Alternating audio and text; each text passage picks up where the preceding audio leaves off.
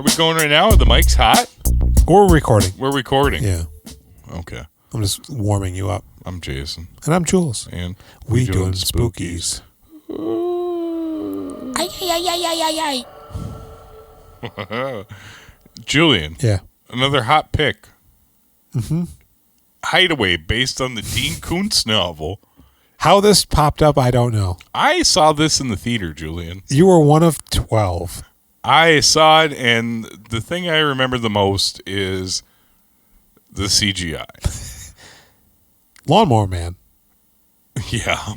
/ Mortal Kombat. This movie is quite fascinating. Isn't it, though? Much better than I remember, but only because you can see where it's going wrong. And you can kind of almost be like, well, I can imagine how this would be good, so I'm just going to live that way. I was very confused for the first, half hour or so. I didn't understand what I was watching.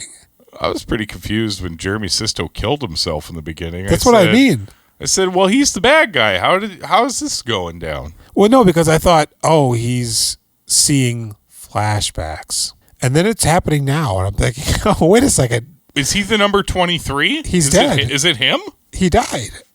We saw him impale himself. Drop himself 4 inches above a knife. A fancy knife. It killed him. Yeah. I'd never heard of this movie. Oh, wow. And it is a something else. Now, it's written by Andrew Kevin Walker. And Dean Koontz. Writer of Seven. Oh, is that right? I believe Andrew Kevin Walker wrote 7 and 8mm. And Ninth Gate? I don't know if that's true. He had a numerical theme going on. Polanski directed that. I don't Ninth Gate? know who wrote it. Yeah. Yeah. Yeah, no. This movie, I've never heard of it. It's one of those things you would think would maybe be one of those movies that people bandy about as being the worst ever or whatever. Because it's down there. It's fascinating. It is. I think Dean Koontz likened it to having like your nails pulled out or something. Yeah. He was very upset about this movie. Yeah, he was so disappointed that he begged to have his name removed from the credits. He said, no. Not only that, but Dennis Quaid's production company produced the film. They go bankrupt? He removed his name from the credits after seeing the final edit. Oh, wild. That's legit. Because okay, do you have some more facts? No, that's it. Okay, I'll do the synopses. That's all my trivia from Bolivia. Well, the tagline for this is Hatch Harrison was pronounced dead on arrival. After 2 hours, the doctors brought him back. But he didn't come back alone. You could probably cut that down quite a bit. You could probably just say he was dead for 2 hours. He didn't come back alone. Yeah, the budget was estimated $15 million. It grossed $12 million, surprisingly. Hey, you got me and my $8 and my mom's $8 and maybe my sister.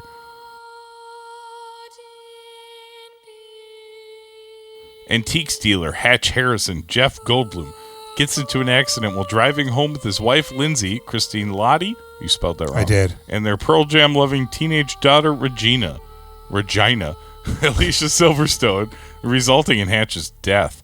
The brash Dr. Jonah, Alfred Molina, decides, nah, bro, and brings Hatch back to life after having been dead for 2 hours for no apparent reason. He starts seeing through the eyes of serial killer Vasago, Jeremy Sisto. Now the race is on for Hatch to learn how to harness his powers to locate Vasago and stop him before the killer can claim Regina as his next victim, who will serve as the piece de resistance in his art sculpture housed in his hideaway.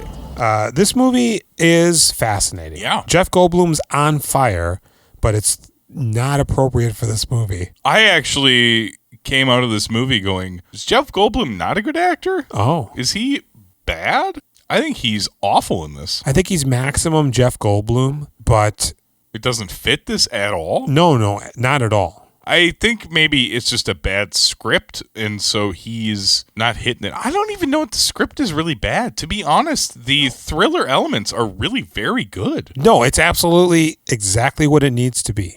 I think the casting is wrong with Goldblum and Lottie, oh yeah. I think Alicia Silverstone, perfect. they need to erase the CGI aspects completely. Yeah. And then it's pretty good. I mean, if you mash this with like Unlawful and you gave yourself the 2 leads from there as the parents in here. Sure. I think if this director could step up his game a little bit more too, because it's pretty decent, but that moment where they're sliding backwards in the car in the beginning, that could actually be a really scary shot. Yeah. But it was just kind of silly. It felt Dean Koontzzy. Can you imagine them slipping backwards into the darkness and disappearing, and the camera stays in one spot? That would have been really good. Better sound direction on that. Yeah, because so they're in Washington, which is why she's a Pearl Jam fan, and they're driving back from somewhere. They're in a cabin. She wants to leave early because she wants to go to Pearl Jam. Doesn't she want to go to the rave? The rave for Pearl Jam. No, the Pearl Jam's different. He gives her tickets to Pearl Jam to make up for not allowing her to go to the rave. So they go, you know what, let's just leave now because she's being a total brat. And it's one of those things where they show him driving and he's not paying attention, and they show a truck that's doing something and losing control. And then when you see the car react to the truck going out of control, you're like, well, he should have seen that truck well before he almost got hit by it. Even if you're fiddling around with your Christine Lottie, your eyeball's going to detect this truck going nuts in front of you, but it doesn't. So they spin out of control because they get hit. And yeah, now they're ass backwards over a cliff, and the car's slipping. It's pretty wild that he's like, hey, daughter, take Climb off over your me. seatbelt. Yeah. I think you should take off your seatbelt. The one thing that might keep you safe in here. Because she can't get out. No, I like how Christine Lottie keeps hitting that door as hard as she can, jostling that car. Yeah, and so he, again, while they're slipping on effectively Cat 5 gravel, Alicia Silverstone's climbing from the back into the front, adding more weight to the side of the car that's hanging off the cliff. Mm-hmm. Because apparently that's the best way to get her out. So they open up the door and she gets out. And I'm thinking, okay, now the wife's going to get out and Jeff Goldblum's going to fall and the car's going to explode. Mm-hmm. No, they're both still in the car and it's just sliding backwards. Slowly. Very slowly. It's almost like something out of that movie with Harrison Ford and Anne Heche. 6 days, 7 nights. Yeah, a movie of that caliber. Uh-huh. Wah! Almost like it's action and thriller, but it's still comedic. But it's not. And then we just see them in the river. I like that it cuts to black when they hit whatever they hit. Right. And Christine Lottie wakes up and she goes, oh boy, I'm all wet. Well, you hear all that noise, and I was like, it sounds like they're in a chopper. Yeah. But they're clearly in their car. Mm-hmm. What's happening? Yeah, and then she goes, oh shit, we're waist deep in river water because they're in the river. Yep. And she goes, Jeff Goldblum, wake up. And he's dead. Do you think he's dead now? I thought maybe he was knocked out, but boy, his face is dipping in that water nonstop. Immediately, he's not getting it's any clear air. that, yeah. And she's doing a fucking admirable job removing him from the vehicle. This is the one thing I liked about Christine Lottie in this movie. I absolutely believe her as a wife that would get her husband to shore. I don't know if he's alive or he's dead, but I buy her as a badass motherfucker who's going to get him out. Well, so Callie was watching this with me, and she goes, I've never been a Jeff Goldblum fan. I never found him attractive. Until this movie. But in this instance, I think he is far out of her league. That's what Callie said. I said, really? Are you into Christine Lottie? No, but as soon as I remembered her from Single Women, Single Bars, and I was like, oh, I like that. But no, she wasn't doing it for me in this. No, I find her to be a strong woman. Yes. I don't find her to be somebody where I'm like, I don't know. I don't find her to be a hot wife that you picture somebody with her. You almost picture her as like a single mom. I don't, and I don't think it struck me because I'm like, normally she doesn't really go there, but I was like, really, you think he's too good looking for her? You don't find Jeff Goldblum good looking? He's okay, but I think I wouldn't say he's like blowing her out the water. No, I don't really know. They seem fine together, especially when they're having sex later. I think people find him pretty hot in Jurassic Park. They loved him in The Fly. He's practically nude in there. Yeah. I guess, yeah. It doesn't. I don't know. I don't know. I always He's thought a he was- sex god, but I don't. I always thought he was worship at the interesting altar. and likable, but I never found him particularly dick thickening. So she's dragging him out of the car as it's slowly sinking in this raging river. When she's dragging him, his face is under He's- the water. Yeah, he's a fucking Swiss Army man over here, but she does admirably recover his corpse and drag it to a branch where hey, over here, two guys. But he's got no farts to drive him to the shore. So they've been in the water for some time. Somehow they have a death clock going. He's been dead for 2 hours and it's ticking down or up. Mm-hmm.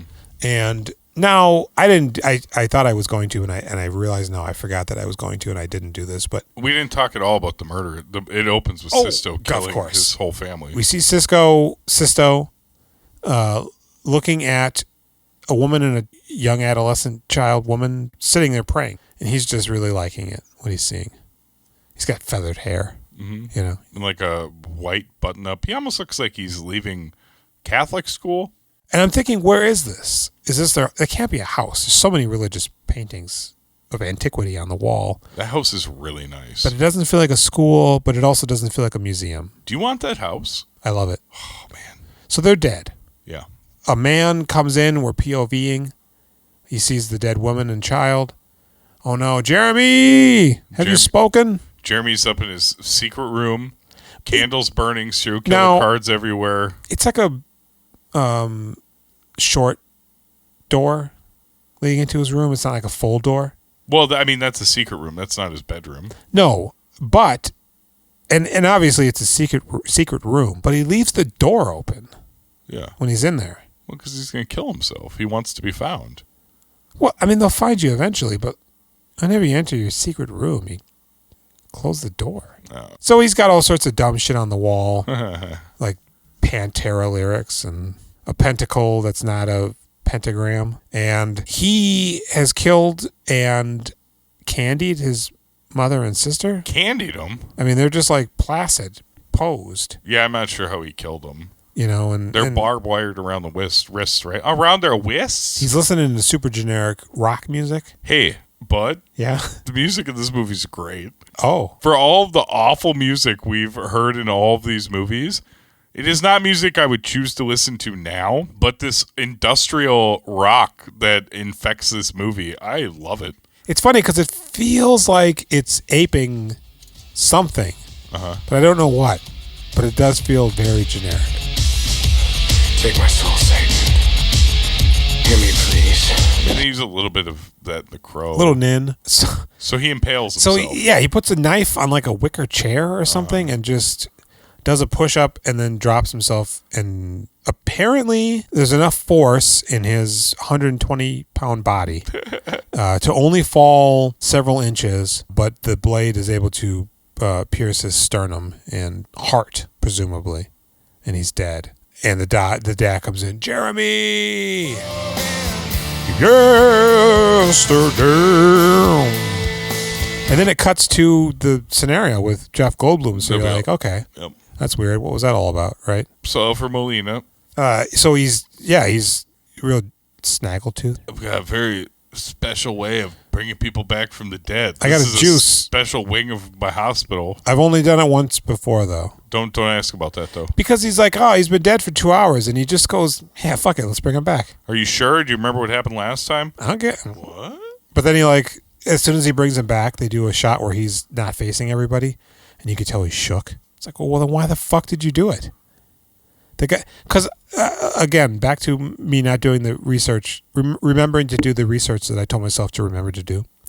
But I mean, you start to get like brain dead almost instantaneously when you're dead, right? 4 minutes. They say you're cooked. I mean, I think if you're cold enough, you can stave that off, right? Yeah, If you're I like suppose. slightly frozen, hypothermic, that keeps the brain damage at bay, that Yeah. stops tissue damage. So he was probably kind of chilled in the river, but but not enough to. as soon as they get him out and they start transporting his ass, he's cooked. Yeah, you bring him back, he's gonna be going, ah, Hey, bring it on, Darla, and oh, but he does it, that's what happened. That's what's up with Skank. Mm-hmm. They brought him back. Skank dead. and he seems perfectly fine. Jules, Yeah, sometimes dead is better. you know what else? Sometimes Huh? it can't rain. Oh, that's true. So he goes, yeah, I'm back. I'm jeffing it up. And he goes, oh, cool, man. Yeah, I've only done this once before. And he goes, oh, really? That's weird. Maybe I should talk to that other patient.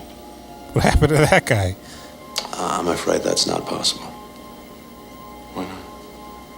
He's dead. That's encouraging. But not from having been dead. No. Of course not. Oh, okay. Shocked my wife. Ash, look, God's given you a second chance at life. Try and enjoy it. Oh, yeah. And honestly, I didn't put two and two together. I didn't. Because I didn't think that he was alive, Jeremy Sisto. At this Yeah, I point. was pretty confused by it. Because once Jeff starts, seeing through Jeremy Sisto's eyes as he's killing ladies. Uh-huh. And I'm thinking, okay, he's flashbacking because we saw Jeremy Sisto die, and there's no indication that he's the guy that he brought back to life because he says he's dead. Mm-hmm. Unless he brought him back to life before and he's dead now. But that wouldn't make any sense. But he's tripping balls, because he sees himself in the murders. Mm-hmm. And he wakes up outside in the yard and he's cut himself. Yep. She goes, what the hell are you doing, Christine Lottie goes. And he goes, oh, fuck, I think I murdered a girl. No, you didn't kill anybody. It was just a nightmare, honey. We should go to a doctor, though. Yeah. And instead of going to like a psychologist or like a neurologist. Hey, Alfred Molina, can you help me? Yeah, they go back to Alfred Molina. Is that his physician? No. Or is that just the doctor he landed on the doorstep of? Yeah. But he's like listening to him. Keep in touch, man, because I brought you. You're one of two people I brought back to life, so. I'll be your doctor forever now. Yeah. And he's taking notes and shit, and he circles something that's important, and then he underlines it. It's like, one or the other, bro. Come on. Got a member. Neither, really. It's the only thing you write down. It's clearly the only thing that matters. Yeah. So he's like, yeah, man, boy, this is interesting. Yeah, the other guy had some problems too, but he's dead, not because of this. Don't worry about that. You're fine. He's starting to clash a little bit with Alicia Silverstone. She's living on the edge. And he goes, I don't like this, whatever. And him and Christine Lottie do a thing where they name movies, and then the other one says the actor. That's stupid. And then the name of the actor, and the other one says the movie. Hey, Alicia, you get in on this too, this old people game. I don't like it. It's stupid. That's stupid. You're quite right. So she ends up, oh boy, is this already where she ends up sneaking out? Here, let's do it. Tom Cruise. Top Gun. Kelly McGillis. Is that how the Top game Gun? works? I don't know. I think they're just, I thought it was a name association with movies, but I think they just name a movie. Burt Lancaster. Varsity Blues. Playing football at West Canaan may have been the opportunity of your lifetime. Frederick von Hammerschmidt. Varsity Blues. I don't want your life. He's seeing murders, but he's not in control, but he's also blinded by the light. He's like revved up like a deuce. Uh-huh. And she sneaks out to go to that rave. yeah, but Well-lit rave. he learns at some point that the guy's got congenital eye disease. And that's why he was blinded by the light. Why? He can't they heal. dilate. So why? Because they heal. That's another thing. Doesn't They're he like cut the off Crow. his retinas in the movie? Doesn't Jeremy Sisto cut off like? No, he's taking off contacts. Is it? It seems like he's slicing off. They made special contacts that block the light or something. Later, he's wearing blind guy shades. But so ultimately, yeah, he's seeing the murders. He can't stop them. And the cop's like, man, don't call us with your harebrained idiocracies. Because Jeremy Sisto isn't just leaving corpses. He's actually collecting them and making a huge trash monument. But it smells real bad. There's street signs. All people in all sorts of levels of decomposition in there. And just metal. How does nobody notice there's like 30 people missing? There's a bunch I don't of know. people missing. They also don't notice that Wonderland is also being partially powered in the tunnels. Why does he know about that place and how does he go there? How did he come across that? I don't know. Okay. So he's taking ladies and he's making stuff, and Jeff Goldblum's seeing it, and he knows that now they're starting to bridge each other. Jeremy Sisto's seeing through Jeff Goldblum and vice versa, and Jeff Goldblum's like, you're going after my daughter. I don't like that. And he gets a bunch of guns. Damn, you jumped over like that whole scene at the club where yeah. her friend's like, he's cute. And then she goes and talks to him. Right. But then her friend's like, no, he's a creep. Get out of here. Well, he is a creep because he's like, Oh, Regina, you don't look like you belong here. Yeah? How about I take you somewhere where we can really feel he's touching her face? He is super creepy. Boy, I bet you he get lots of girls though. Oh, sure. Yeah, he's pretty. He's like a little bit of a young John Travolta. What? Yeah. What's his ethnicity? What's he got going on there? He's got something going on. I don't know. Greek and Italian, maybe? Italian, English with some German and Irish. It's always a little hinky when you're trying to figure out people's ethnicities. But it's It is. Jeremy Sisto, if you could go ahead and give us a call, it's 763-634-1897, and go ahead and let us know about your lineage. Yeah, he's like macking on her, and her friend's like, you need to leave. And he goes, do I? And he like licks her head or something. She turns around and she goes, I thought you said he was cute. She's like, yes, I did. He's a fucking creep. Are you incapable of seeing that although he might be handsome, He's going to wear your skin. he is very bad? Yeah. Whatever's going on. And so then he goes to the bar and this other lady, she goes, struck out, huh? And he goes, it can't rain all the time. This shit's actually pretty rough. So she goes, well, just take me instead. Even if he's not a serial killer and he becomes your boyfriend, he would not be nice to you. However attractive you find him and whatever you want from him, he just struck out trying to pick up another lady. And you're just like, I'm easy. Take me instead. Like, oh, have a greater sense of worth. You're worth it.org. You know? Come too soon with me. But she goes with him and he punches her in the face. It's really disturbing, actually. And locks her in a thing. Yeah, and when she wakes up, I go to Callie. I'm like, what is this guy renting the world's longest underground hallway? Yeah. Where are we here? Because we don't know where we are yet. No. And I think he stalks her and kills her. So Jeff Goldblum's losing his shit. He saw his daughter through Sisto's eyes. And he's wearing like a really big sweater. Goldblum? Yeah. Like a Turtleneck? mole hair. He has a turtleneck in the beginning. The wardrobe is terrible. We also see that Sisto was staying at a hotel and there's a guy named Redlow that Alfred Molina called to spy on him. Because Goldblum kept saying, I think he's staying at like a Skies hotel. Skies, Not yet. Skies. No. He gives him information, and that's why he talks to that guy, though. No, I think he's aware of something.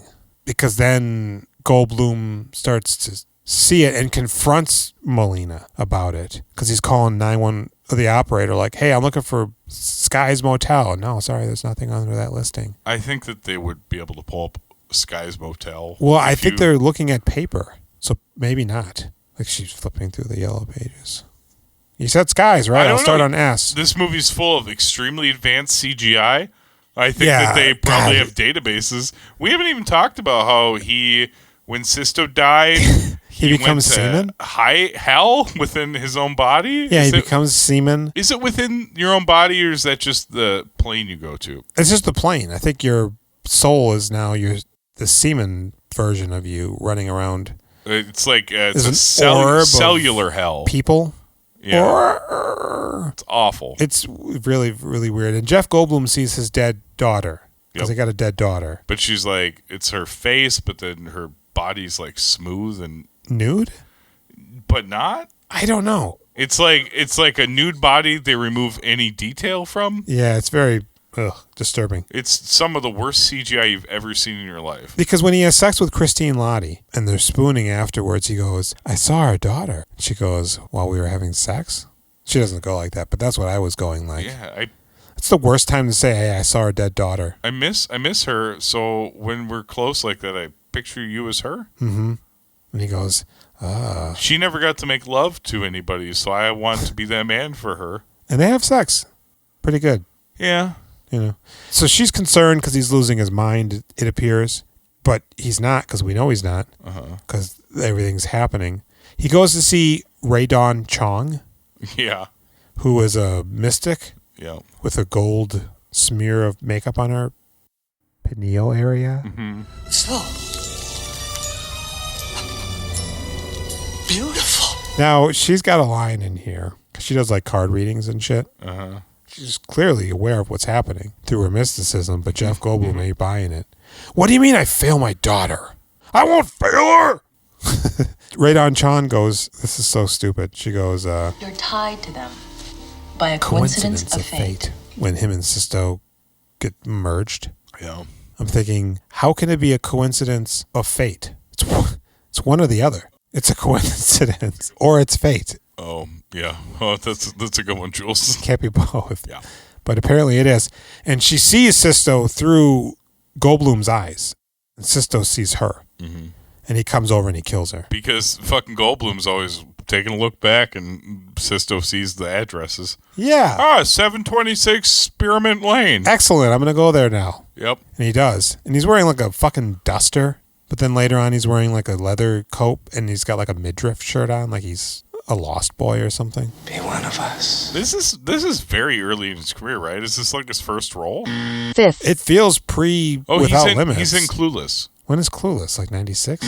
Clueless comes right after this. No, Clueless is like gotta 90? be 95 or 94 also. Because she's in, what's that, Fear?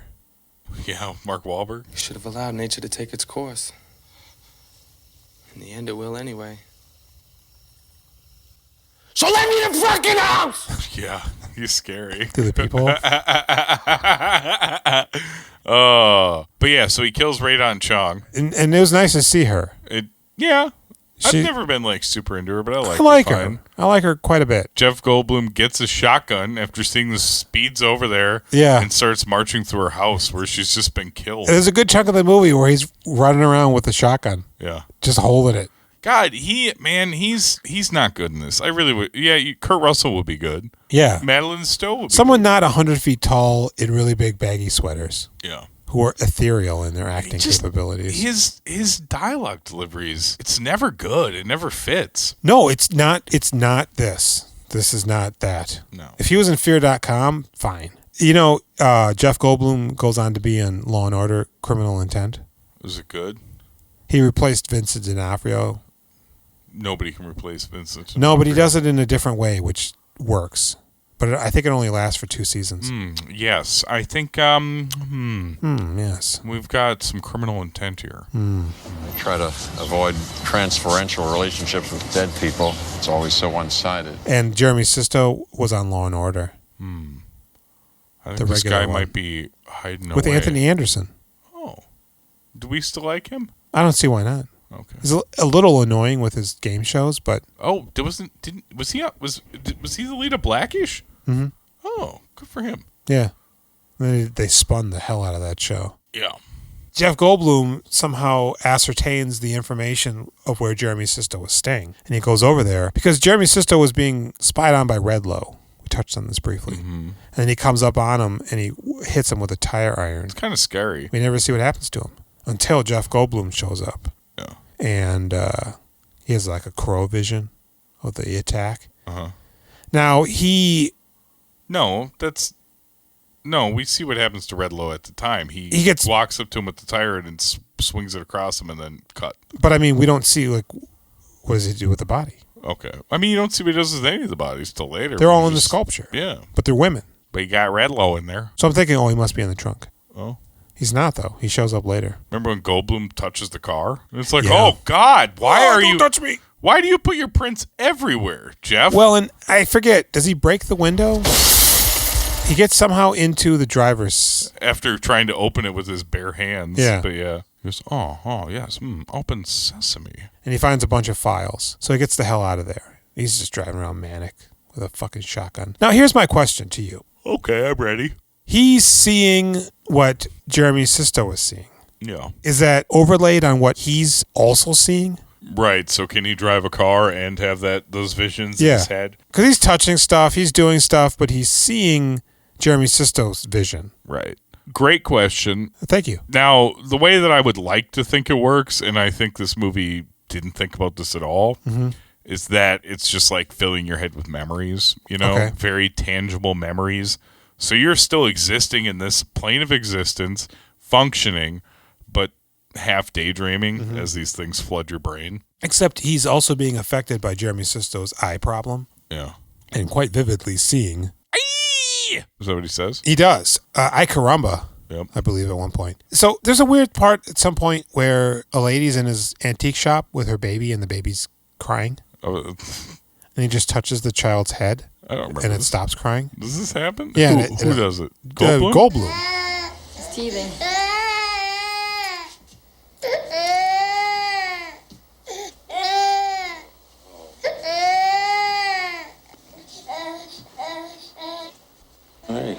So I'm thinking, oh shit, does he have powers? Is he okay?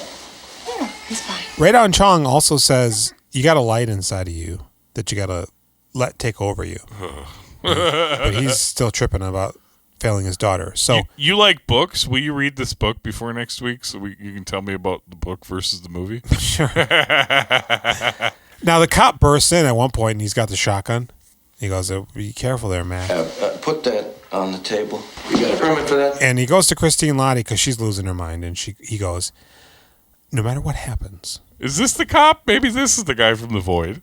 Oh, this is yeah. There you go. It's not Fear Not Cop. No. That makes sense now. I assure you, my intentions are altruistic. And he goes, "Now, whatever happens, as soon as I leave here, I can't know where you go. I can't see the address. Don't show it to me. Don't tell me. I need you to take Alicia Silverstone and get the hell out of here." She goes, "Yeah, fucking A right, I'm leaving. Yeah. I should have married Brad Pitt when we were dating in high school." I'm going to take some time, though. Yeah. They didn't date in high school. Go with it. Okay. But then he goes to see Alfred Molina. He sees the video cassette from his private eye with them. Jeremy Sisto. They brought him back, but he's catatonic. But is he faking it? Maybe. Do we ever find out really what happens? He just absconds, right? What do you mean? Sisto, he just leaves. That's why he's we got a have no private idea. investigator looking for him. He's just like, I killed my family. Peace. But we do find out that Alfred Molina, of course, is his father. Mm-hmm. And Redlow is now stuffed into Alfred Molina's refrigerator. Oh, that's where he is. Okay, yeah. With a note that says, "Can't bring him back. Can't catch me, copper. I'm out of here. You'll never catch me. Arriba, undula." And he just, he's out of there. Yep. So he goes, "Oh shit, I fucked up." And he goes, "You goddamn right, you fucked up." Oops, he did it again. Oh no, I'm envisioning. Oh no, Jeremy Sisto is kidnapping my daughter. I gotta get the hell out of here. So he jumps into a sob and he's just hightailing it out of there. But he gets there and it's too late. Both Christine Lottie and Alicia Silverstone are missing now. No, not at all. It's Christine Lottie is just in time to see Jeremy Sisto holding Alicia Silverstone in his arms, and he jumps off the balcony and leaves. And then Goldblum and his wife meet up in the house, and they're like, "Oh yeah, we gotta get him." Oh, and that's right. They drive off, and he starts burning himself with the lighter. I'm seeing Wonderland. She goes, "Oh," and she's hightails it over there, and they get there, and Sisto is trying to make his art, but Alfred Molina shows up, and he goes, Now, let me ask you this. I think he's about to kill Alicia Silverstone, and Molina shows up enough to delay it. Is it just me, or did it seem like they pitched Jeremy Sisto's voice down at certain points? Oh, no, yeah, definitely at one point he's got a demon voice. "You came to see my art, Dad?" Right? It's demony, yeah. Okay. "You don't look so good." So he stabs him. Shortly? "You're dead now." "I'm dead." "I don't need you now, Dad." And he falls over. "I learned it from watching you, Dad." Oh. Rolling doobies. So he's dead now, and isn't it crack or something in that commercial? Like he finds his dad's like, really? It's not for a freebase kit? I'm pretty sure it's marijuana. Surprisingly, in hindsight, the commercial conveniently doesn't specify. 763-634. I'll just find it on the internet. Parents who use drugs have children who use drugs. So they're running around. He's got a shotgun. And they get in there, and he goes, "Oh no, my daughter's up on the rafter. I better get up there and save her." But it's just tunnels. Tunnels for days. Oh, and then Christine Lottie vanishes. Right. He falls over a tripwire. He thinks he finds the right thing. It's his staircase that he falls down. And he's like, "Wife?" She gone. I thought it was intense because, like, what are you going to do if you can't get to him? You're fucked. It's a maze. Jeff Goldblum previously realizes somehow that if he administers pain, he can channel Sisto. But he also heals up real good.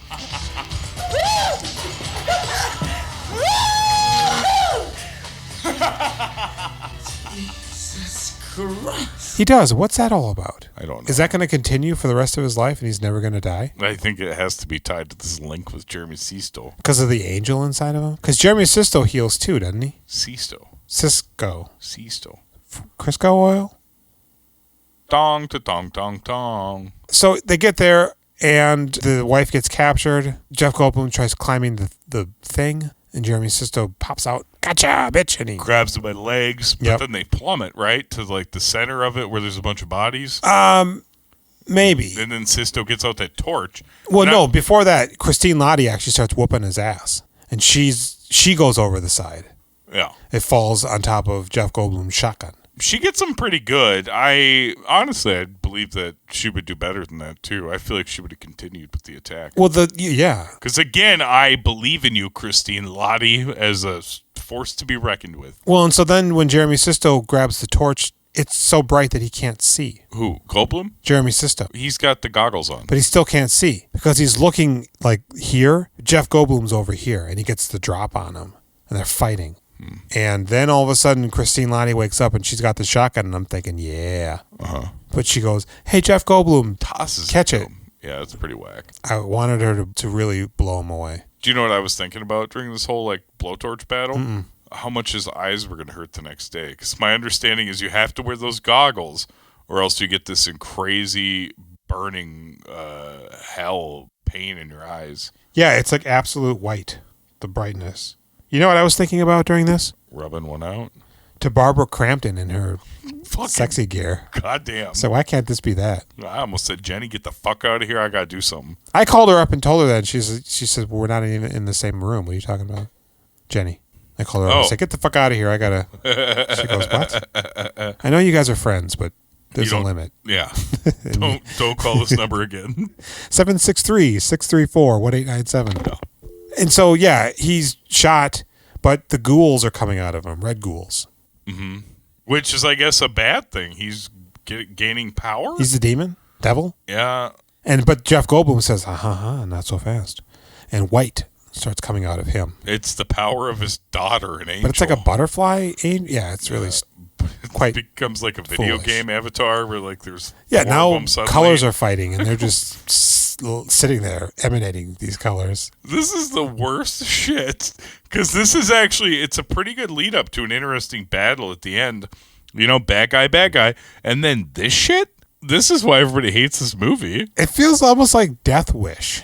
What? Where a guy's been pushed to his limit. And he's trying to save his family, and he's running around crazy-eyed with a shotgun and a mohair sweater. Right. But no, he relinquishes all of that to white light. Yeah. To do the battle. The power of Jesus Christ. Claim the cue. Versus Satan. But he does shoot Jeremy, and it blasts him against the wall. Into the spikes. He's spiked up. And then he goes to hell? Yeah, he gets dragged to hell. Because where do bad folks go when they die? HE double hockey stick. They go to lake of fire and fry. Boiling babies and burning books. And now Alicia Silverstone is saved. And the movie ends. Really bad ending. Really, really bad. Well, and then they dump all over it. There's like the last 3 minutes of the movie, they take a giant juicy shit. Well, but then to make matters worse, the post-credit scene hits. Oh, I didn't see this. And shut up! Is this a joke? No. All of a sudden, paramedics are rushing a body into the ER. Shut the fuck up. Oh shit! And they're not showing his face. I don't know if you can see. I'm a little angry because I think you're fucking with me. I'm not. The doctors take him off the stretcher, put him on the thing, and they're padding him up. And doctor, we can save him. And they're clear. And they're shocking him, and it's revealed that it's Jeremy Sisto. Obviously, who else would it be? And he's alive now. Why? They're high-fiving. Yay! And he grabs a scalpel, slices the doctor's throat. Are you fucking serious? And then all of a sudden, Jeff Goldblum wakes up. Christine Lottie goes, "Are you crazy again?" He goes, "Oh, that was a dream." Oh, whew. And they lay back down in bed, and they start doing the movie game. Oh, this is just like that movie Carrie. Sissy Spacek. Oh, Badlands. Martin Sheen. Subject was roses. Patricia Neal. HUD. Paul Newman. Julian, you're making all this up. No. And they start, and she goes, "Shut up and kiss me." And they start kissing and sort of grinding as the camera's like pulling back, looking down at them in bed. And then the movie cuts to black and they laugh. Is there really a post-credit sequence? Yeah, I swear to you. Are you going to drop a little bit in here? You still here? Right there. Go home. And why? The whole movie or that part? That specifically. Yeah, you don't need that. Because they're hiding the face, I'm thinking they're bringing Alfred Molina back. Oh. And then they're going to do a thing. But Jeremy Sisto's hiding away inside of him? But he's hidden away, yeah. And it's him, but then it's not even real, I guess. And then it ends on this like super cheery note. Equally as pointless as the post-credit stinger in When Strangers Appear? Yeah. What? Very much. Yeah, so this movie it's weird. I wouldn't say it's like laughably bad. No, I think it's actually kind of good. I think it's misguided. Yeah. And it's an unfortunate creation. Somebody fucked it up. I think Andrew Kevin Walker probably turned in a pretty rad-ass script. I think that's the stuff we liked. Yeah. I kind of like it. I think if you took out the bad CGI and you just switch out the actors, I think you're good to go. Where do you think that CGI, what stage that came in? I think it was in the script, but, it's not visually described, really. Somebody had to come up with that as a visual effect, and they were like, hey, we got computer effects now. But here's the thing, like Bill and Ted, when they're traversing the time tubes, it looks far superior to this. Fuck yeah, this is awful. This is very much, we think we have cutting edge technology, and it was bad 3 months after they used it. I feel like, they could have done a lot more with just like lighting and overexposure. I saw this in I don't know if it was opening weekend, it could have been the second weekend. It was bad back then. It was awful to look at. It looked like shit. There's very few movies that operate on this level of terrible cutting edge CGI. It's like Lawnmower Man, this, Mortal Kombat. Mortal Kombat, the like cartoon thingy? The movie. The actual movie? Which came out actually several years after this, but there's especially Annihilation. Which Mortal Kombat are you talking about? Annihilation? Well, Mortal Kombat, but a Mortal Kombat Annihilation really ramped it up. Okay, because Mortal Kombat came out, I think, right around the same time as it was like 96 or 7, I think. They're both from 95. I never thought Alicia Silverstone was a good actor. Oh, at one point she's dressed just like Link from Legend of Zelda. What the fuck is that about? Callie left the room. I go, she's dressed like Zelda now. Why is this happening? And I don't think she understood what I was saying. But no, I just wrote it down because I didn't even want to. Here's another thing: when she's in the club, she's just like humping the air. She's horny to the music. That's why boys liked her. And then Jeff Goldblum sees her dressed like Link humping the counter, and then he goes. Are you sure it's humping? I think it's just like awkward movements. It's thrusting, but it's like... I don't think it's sexual. It's like this. I think she's just an awkward kid. You do this when you're dancing. You gyrate. You don't... Jules is just moving his hips. It's quite hypnotic. Yeah. I'm never going to look you in the eyes again. What time is it? How much time has been lost? Yeah. What do you give this movie? I honestly... I'm just going to go with a 5. Yeah, I almost want to give it a 6 because I was surprised at how entertained I was, minus how utterly awful it was. Even though it's firing on a lot of wrong cylinders, none of them are not working for me. You can see how it could actually be a very good movie. I think Jeff Goldblum is operating on the wrong spectrum. You don't buy when you see him with Christine Lottie and Alicia Silverstone. You can't go out. Were you in a club last night? He's kind of like a Jerry Seinfeld. Yeah. Where it's almost like he's in on something that you don't know. It's very funny to him, but he's trying to hold it together. Yeah, you gave it a 5. I gave it a 5. Yeah, I want to give it a 6, but I'm not going to. Yeah. What do you give Jeremy Sisto? I thought he was pretty good. There's a couple of moments where he falters, but I was like, he's actually a pretty good creep. I mean, this is the movie why I didn't like Sisto until Without Limits, because he was such a creep in this that I never liked him. Interesting, yeah. He's giving me Michael Cera vibes at some certain points. Oh. But he's really like in the Matrix. I give him a good 6. Yeah, this is Matrix before the Matrix. I was going to make a joke about 1995, the year of the Matrix. little in-joke for us. Yeah, we haven't done that in a while. Nope. Good riddance. What do you give Sisto? I give him a 7. What do you give Goldblum? I give him an 8. No, you don't. Why do you give him an 8? We just talked about he sucks in this. He sucks in this, but he's doing good Goldblum stuff. I would give Goldblum like a fucking 5 in this. I think he's terrible. It made me question if he should even be an actor. You said that, but I'm like, this is prime Goldblum. It's bad. He's not compelling at all. This is before Jurassic Park? No, After. Jurassic Park was 93. Yeah. He's kind of on the... You know, he's a background actor in an episode of Columbo. But he was also in Death Wish as Thug. But he has a line in Death Wish. I'm gonna fuck you. He doesn't in That's Columbo. what he says?